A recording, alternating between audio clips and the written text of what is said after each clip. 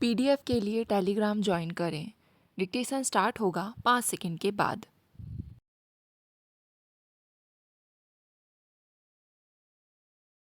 महोदय, शिक्षा के क्षेत्र में भारत को इस बात पर गर्व है कि उसके प्राचीन नालंदा और तक्षशिला जैसे विश्वविद्यालयों में न केवल विश्व की उच्च विधाओं को उच्च शिक्षा की व्यवस्था थी, अपितु विश्व के विभिन्न देशों के विद्यार्थी भी यहाँ अपनी ज्ञान पिपासा शांत करने के लिए आते थे। यहाँ शिक्षा का माध्यम संस्कृत था, परंतु भारत का आधुनिक विश्वविद्यालय तंत्र अंग्रेजी शासन की देन है। अंग्रेजी शासन का मुख्य उद्देश्य इन विश्वविद्यालयों में अपने शासन तंत्र के लिए उच्च अधिकारी तैयार करना था। इन विश्वविद्यालयों के माध्यम से ब्रिटिश शासक भारतीयों के मन में अपनी ही संस्कृति और प्राचीन ज्ञान विज्ञान के प्रति घृणा भी उत्पन्न करना चाहते थे। इससे उन्हें एक लाभ यह भी होता था कि यहाँ इंग्लैंड में छपी हुई पुस्तकों का बाजार बनता था और उनकी श्रेष्ठता प्रतिस्थापित होती थी। दुर्भाग्य से भारत के स्वतंत्र होने के पश्चात भी इस स्थिति के गुणात्मक परिवर्तन नहीं आए। आज भी अधिकांश विश्वविद्यालयों में अंग्रेजी का आधिपत्य है। यद्यपि विश्वविद्यालयों में हिंदी विभाग है और विषयों का माध्यम भी हिंदी अथवा प्रादेशिक भाषाएं भी हैं, तथापि आज भी उनमें वातावरण अंग्रेजी का ही है। हिंदी भाषी विद्वान भी ऐसा प्रदर्शन करते हैं जैसे उन्हें ना तो हिंदी बोलनी आती हो और ना समझनी। यही स्थिति प्रशासनिक अधिकारियों की है। यदि कहीं हिंदी या संस्कृत विभाग में कुछ कार्य हिंदी में होता भी है तो अपवाद स्वरूप सर्वत्र हिंदी के टंकण यंत्र हों ना हों, अंग्रेजी के अवश्य होंगे। इन विभागों के वरिष्ठ अध्यापक भी हीन भावना से इतने ग्रस्त होते हैं कि विभिन्न सभा समितियों में अपने विचार अंग्रेजी में प्रकट करके गर्व का अनुभव करते हैं और विश्वविद्यालय के उच्च अधिकारियों से पत्र व्यवहार अंग्रेजी में करते हैं। इसके पीछे यह एक भ्रांति भी कार्य करती है कि कहीं वे अधिकारी हिंदी में लिखे पत्र को ना समझें और उस पर कार्यवाही ना हो, परंतु प्रयोग किए बिना इसका निश्चय कैसे हो सकता है। व्यक्तिगत अनुभव के आधार पर कहा जा सकता है कि यह केवल एक मिथ्या धारणा है। शीर्षस्थ अधिकारी और उसके अधीनस्थ कर्मचारी हिंदी के पत्रों को अच्छी प्रकार समझते हैं और उन पर कार्यवाही होती है। वित्तीय मामलों में हिंदी में किए गए आवेदनों, भरे गए बिलों आदि में कहीं कोई रुकावट नहीं। इसी प्रकार परीक्षा विभाग में यदि परीक्षक अंक सूची हिंदी में देता है तो छात्रों का कोई अहित नहीं होता।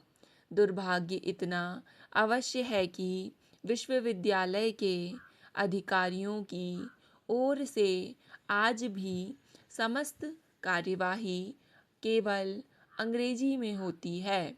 जो अध्यापक या कर्मचारी हिंदी में सिद्धहस्त हैं अथवा हिंदी का महत्व समझते हैं तथा अंग्रेजी प्रेमी हैं, उन्हें प्रतिज्ञापूर्वक एवं निष्ठापूर्वक हिंदी प्रयोग का वातावरण बनाने के लिए अंग्रेजी के दुर्ग को तोड़ने के लिए आगे आना चाहिए।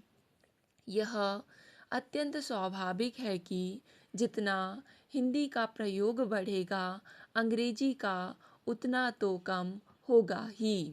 महोदय, हिंदी भाषी प्रदेशों के अनेक विश्वविद्यालयों में बहुत से प्रपत्र हिंदी में या दोनों भाषाओं में छप तो गए हैं, परंतु देखने में आया है कि उन्हें भरते समय छात्र, अध्यापक तथा कर्मचारी उनमें अंग्रेजी का प्रयोग करते हैं। कुछ भयवश, कुछ संकोचवश, कुछ परंपरावश, फिर उन पर प्रपत्रों पर हिंदी निरर्थक हो जाती है और अंग्रेजी का वर्चस्व बना रहता है।